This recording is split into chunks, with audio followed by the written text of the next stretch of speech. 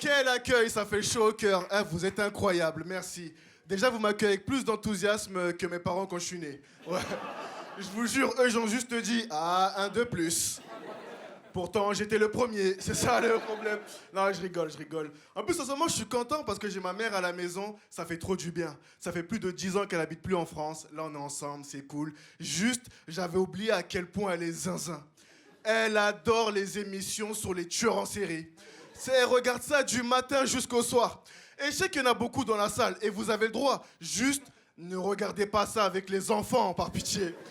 C'est moi, quand j'étais petit, j'avais aucun ami à l'école. Mes potes, ils venaient me voir. « Hey, Wandé, t'as regardé Spider-Man hier ?» Et moi, j'étais là, « Bah non. Et toi, t'as vu l'émission sur Michel Fourniret ?» La dernière victime, elle te ressemblait en plus. Fais attention.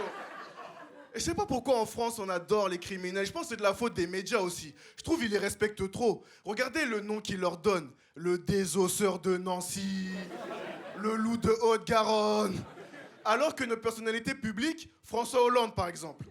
Moi je l'aime pas plus que ça, hein, mais c'était notre président. Lui au bout de 3 jours on l'appelait Flamby. Okay. Je sais pas si... Il avait les codes nucléaires quand même. Au cinéma pareil, il déconne. Jean-Claude Roman, regardez. C'est un tueur des années 80. C'est quelqu'un qui a tué ses 2 parents, ses 2 enfants, sa femme et même le chien. Je sais pas, il s'est dit que peut-être le chien il allait témoigner, je sais pas.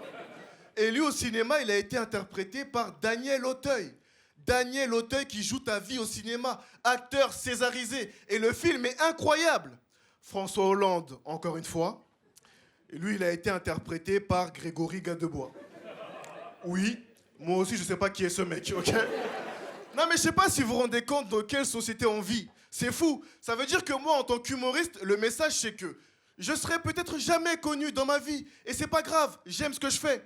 Par contre, si ce soir, dans la salle, je tue tout le monde, dans 2 ans, Omar Sy joue mon rôle au cinéma, ok?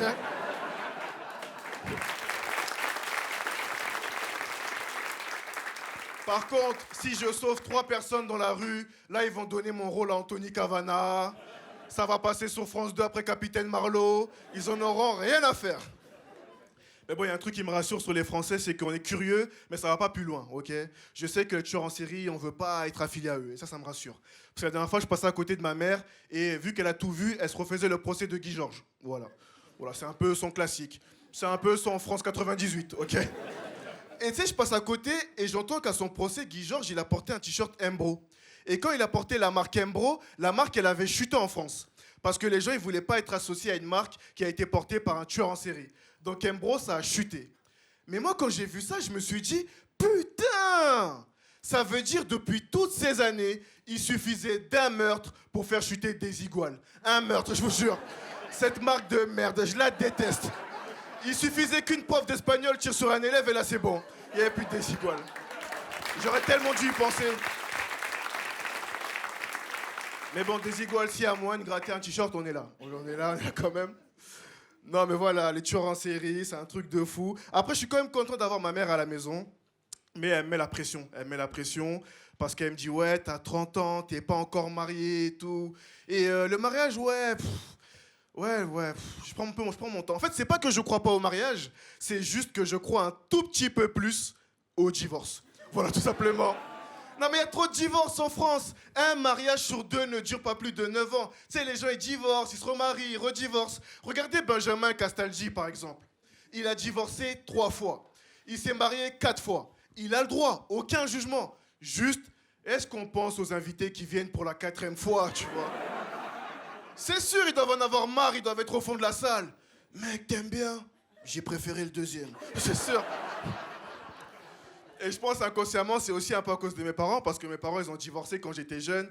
Et tu sais, ils se disputaient jamais devant nous pour nous préserver. Donc un jour, ils m'ont appelé dans leur chambre, ils ont fait tous les deux un très beau discours. Et ils m'ont dit, voilà, Wandé, il va falloir que tu choisisses entre papa ou maman, ok? Moi, j'ai kiffé, j'ai passé un bon moment, vraiment. Je me sentais désiré. Mais c'est à ce moment-là que j'ai compris que dans ma vie, je voulais pas de divorce.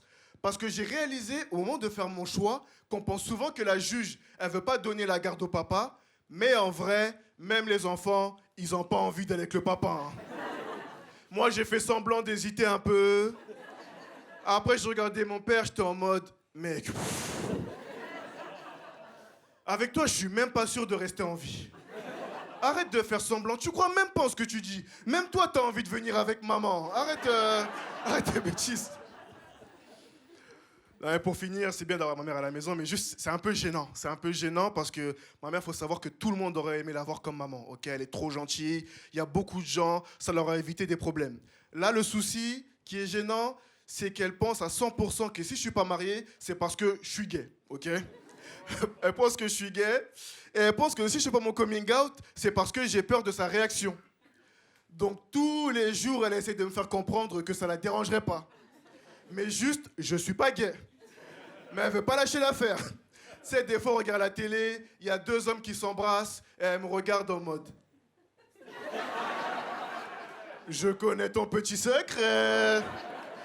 Elle en a parlé à toute la famille.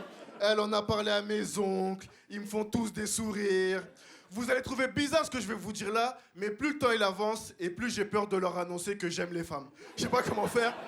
Donc si jamais dans la salle il y a des gens qui veulent s'entraîner à faire leur coming out, je vous prête ma mère. Voilà.